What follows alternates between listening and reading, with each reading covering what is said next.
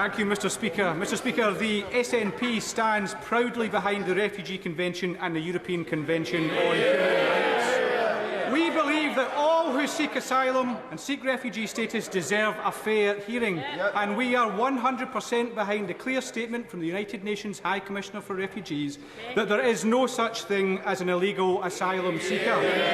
Mr Speaker, despite the dreary dog whistle rhetoric, her bill will not so much as lay a solitary finger on people smugglers or people traffickers, but it will cause serious and devastating harm for people who have already endured incredible suffering.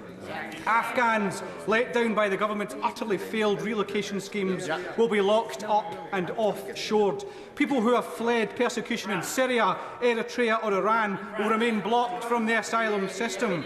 The policies that have seen hundreds of children go missing from hotels will be enshrined in her bill. The world-leading modern slavery legislation piloted through by her predecessor is about to be ripped to pieces without a single shred of justification. Mr Speaker, that is what her appalling bill looks set to deliver, and that is why we will oppose it every step of the way.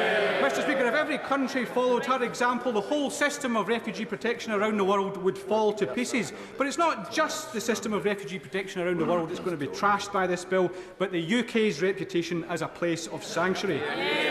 Mr Speaker, she spoke about an overwhelmed asylum system. The only thing that has overwhelmed the asylum system is the Conservative Party's incompetence and mismanagement.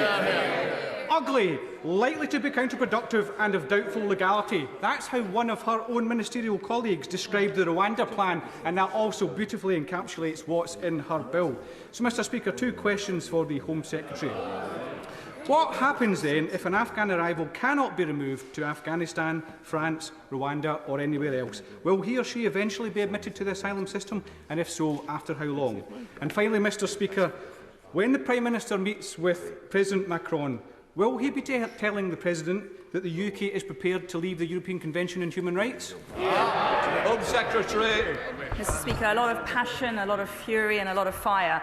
I would only wish that the Scottish Government would bring so much passion to their approach to accommodating asylum seekers when it's Scotland who currently takes one of the lowest numbers of asylum seekers out of our United Kingdom.